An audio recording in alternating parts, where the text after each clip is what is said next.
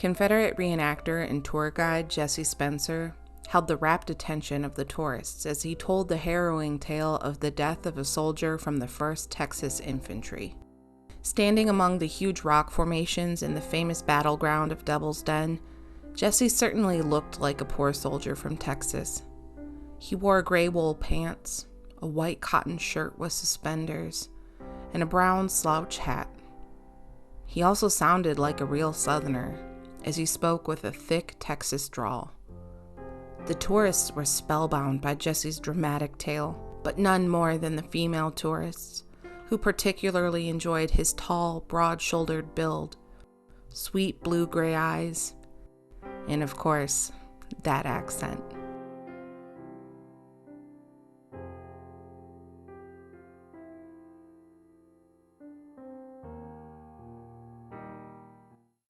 What you just heard was a snippet from a romance novel called Forever Darling by Linda Fausnet, and I apologize if I mispronounced that name. This book is part 3 in her Gettysburg Ghosts series, but as stated by the author, it can be read as a standalone story. It was published in 2016 by Wannabe Pride. This video is going to be part book review, part history lesson, and part reflection on how we write about historical events and why that matters.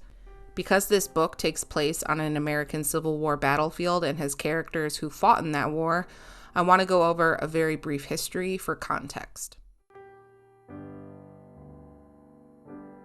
The American Civil War took place between the years of 1861 and 1865.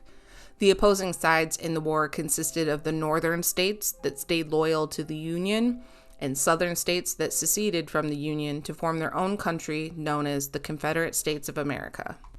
When Abraham Lincoln was elected president in 1860, his stance on slavery was that it should not be expanded into any new territories or states.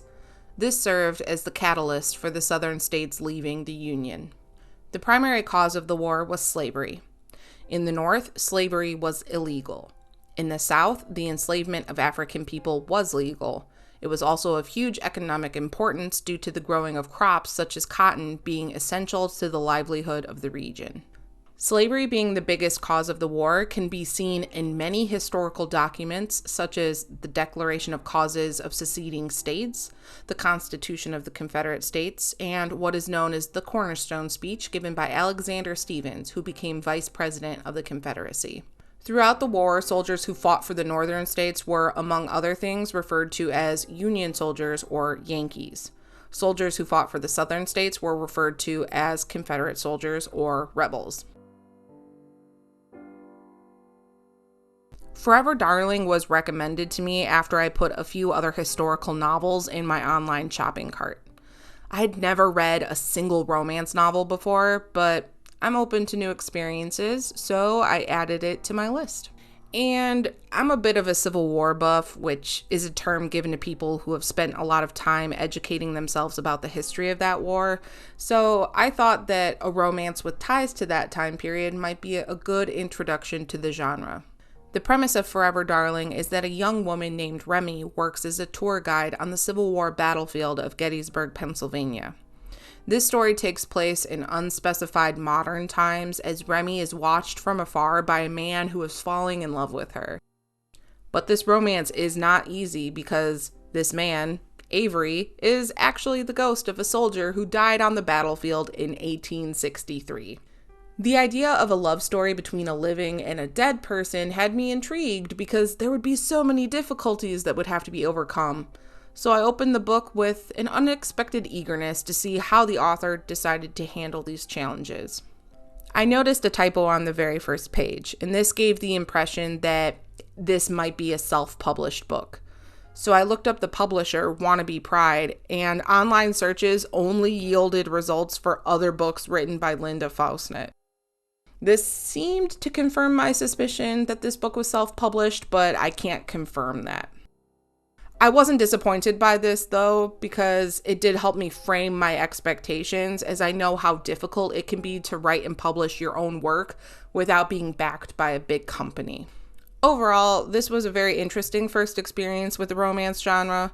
The book was competently written, if not overly compelling, And as someone generally uninterested in romance, I was pleased with the way the more steamy scenes were well earned and didn't take up much space in the plot. I think the book did a really good job of establishing the limitations of the non-living in the story and sticking to those even when it wasn't convenient for the characters. For example, the main ghost character is in love with a living woman, but he can't touch her. In this book, there's a minor character who immediately caused some concern for me. Phyllis is a recurring character from the earlier books in the series, and in Forever Darling, we learn the following about her. She's a formerly enslaved woman who liberated herself after her master caught her having an affair with the mistress of the plantation. These women were in love, but Phyllis had to flee to save both of their lives. She made it north to the town of Gettysburg, where she died of illness in 1863 before the famous battle took place. In the modern setting, Phyllis is a ghost who acts as a mother figure to other ghosts, including Jesse and Avery, the book's main men, who literally fought for an army whose main mission was to form a nation where slavery would be protected. Jesse and Avery even go as far as to call her second mama. We learn that Phyllis used to care for her master's children, and she loved those children deeply. In Forever Darling, though, we get no indication that she had or cared for any family of her own. When I read all of this, I couldn't help but think that she reminded me of a racist caricature known as the Mammy. This caricature has been used for many, many decades to further white supremacist ideas and policies whose purpose was to keep Black people in second-class status. This has been done through book depictions, movie depictions, and many commercial depictions, including recent controversy over Aunt Jemima. This caricature portrays dark-skinned Black women as happy to be enslaved and caring for their white masters and their masters' children, often at the expense of these women's own families. White people and interests are their entire world. The women are generally older, larger, and desexualized. These depictions are meant to downplay the brutality of slavery by showing these women as willing participants in their oppression. I reached out to the author and asked if she would like to discuss some concerns I had about her book, and while she was very kind and left me with a few ideas as to her thought process, she explained she really wasn't interested in such a conversation. So, without an opportunity to ask this question directly, it's impossible to know if Fausnet had intentionally written Phyllis to be similar to this caricature. However, while researching for this video, I Googled this stereotype and very easily came across a Wikipedia article which included this photo of Mama Molly. The caption describes that the family that enslaved Molly referred to her as a second mother, which is incredibly similar to the way in which Phyllis is described as second mama. Perhaps Fausnet was trying to undermine one particular part of this caricature, the desexualized nature of the depiction. Throughout her rather brief appearances in this book, Phyllis says she misses her lover fiercely, but she cannot cross over to the afterlife because she needs to look after the ghost soldiers in Gettysburg. Again, these soldiers are white, and the only ones we see her caring for directly are Confederates. The romantic feelings Phyllis expresses towards her mistress and the fact that she's a member of the LGBTQ+ community do go against the caricature. But the fact that she is utterly devoted to helping white ghost soldiers, and that is what keeps her from pursuing her own happiness in the afterlife, that fits comfortably within the caricature.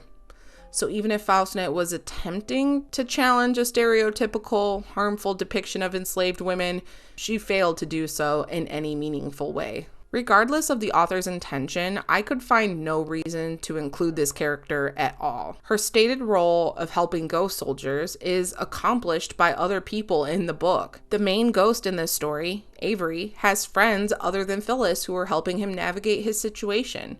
In my opinion, the inclusion of this character comes across as a complete lapse of judgment on the part of the author. There are two main men in this novel. One is Jesse, a former ghost of a Confederate soldier who died at Gettysburg, but came back to life through the power of love. Literally, he fell in love with a living woman, and when given the chance to go to heaven, he decided to stay with her and was therefore given life for a second time. Jesse now works as a tour guide on the battlefield. The other main man is Avery. He also died during the Battle of Gettysburg, but he's still trapped on Earth as a ghost. He is also a Confederate soldier, and he happened to immigrate from Ireland. Both men are described as loyal, protective, and attractive. The novel focuses on Avery, his budding romance with a living woman named Remy, and Jesse's attempts to facilitate the relationship. Because of this, the reader is led to sympathize with these two former Confederates. We care about their feelings, their relationships, we root for them. But making these men Confederate soldiers isn't necessary. If the main plot is a romance between living women and soldiers who died on the battlefield, the author could have made the men Union soldiers. 3,155 Union men were killed as a result of the Battle of Gettysburg, which gives the author over 3,000 reasons to not make her men Confederates. Then there's Avery, who's Irish, and his accent is a huge part of his sex appeal. But the author is in luck because the Union Army had an entire Irish brigade, which was made up mostly of Irish American soldiers, and that brigade fought at Gettysburg. A soldier from the Union Brigade could easily fill in for Avery, sexy accent and all. In her brief email correspondence with me, Fausnet mentioned that she felt writing Confederate soldiers would be a challenge, but she didn't elaborate on that. And I would have liked to understand what the point of such a challenge was. The author clearly sees the problem with slavery. That is not in question. She dedicates brief, and I mean brief, explanations in this book about why Jesse and Avery chose to fight for the Confederacy. When it comes to Jesse, on page 89, we get the following. Jesse was struggling because he loved his home and his family in the South, but he was coming to terms with how horrible slavery was and his role in fighting as a Confederate soldier. For Avery, on page 116, he says, "It was utterly stupid of me, but that's why I went off to fight. America was so good to me, offering an escape from the poverty we were suffering in Ireland, and I thought it was right that I fought for the South because Alabama was my new home." While I think these explanations were necessary in order to justify having modern, ostensibly non-racist women being in love with these dead Confederates, I not only think these explanations were underdeveloped, but again, they would not be necessary if the author had chosen to make these men Union soldiers. Sure, dead Union soldiers would still be subject to unlearning the deeply ingrained white supremacy that permeated the entire United States at that time. But in the context of a romance novel, it could have been ignored as their cause was not inextricably tied to preserving slavery. And let's talk about the antagonist in this novel. He's a ghost named Ellis. He hates women to an alarming degree and even summons all of his ghostly powers to grope a living woman who looks like his past lover. And did I mention that he's a Union soldier? The only Union soldier who gets any attention in this book is an evil one. Honestly, I thought Ellis was the best written character in this book because he got the most attention as to why he was the way he was. I hated him for his unacceptable behavior, but enjoyed the process of learning his backstory. But when compared to the wholesale goodness of the Confederate soldiers, it kind of made me uncomfortable that the evil one was a Union soldier. When I was a kid, I actively sought out information about the Civil War. I found the conflict interesting and went through every single age-appropriate book at 2 different libraries by the time I was 10.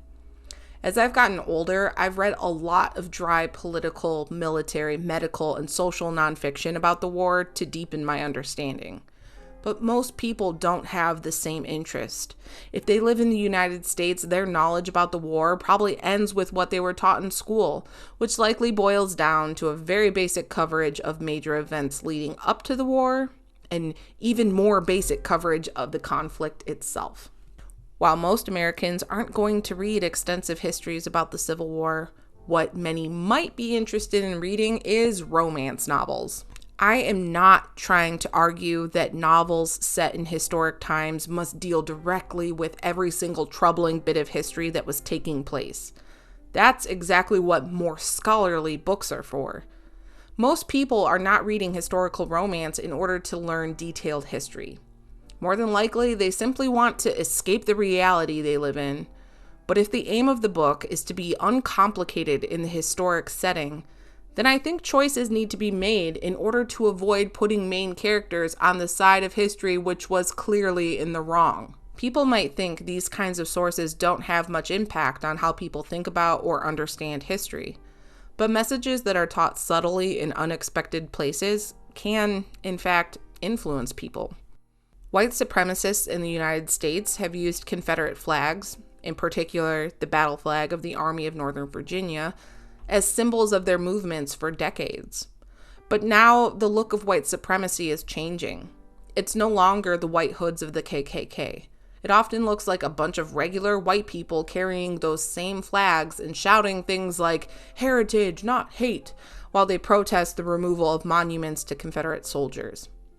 And while some people carrying those flags may believe they are doing so only in the name of remembering their heritage, it's unfair to claim that that heritage is completely separate from slavery. If we only know about that flag from sources that glamorize Confederate soldiers, it might be easy for us to believe that the cause it stands for wasn't, in fact, racist. And racism that goes unacknowledged and unchallenged only leads to more racism. Toward the end of the book, when the characters are trying to convince Phyllis to cross over to be with her lover in heaven, Fausnet writes the following about a modern picture of the plantation that Phyllis had been enslaved at. It was so breathtaking that it made it frighteningly easy to forget the horrors of slavery that lurked behind all that beauty. This is exactly the point. The effects of hundreds of years of slavery did not disappear the moment that Confederate forces were surrendered at Appomattox Courthouse in April of 1865. The legacy of that horror still shapes the United States to this day.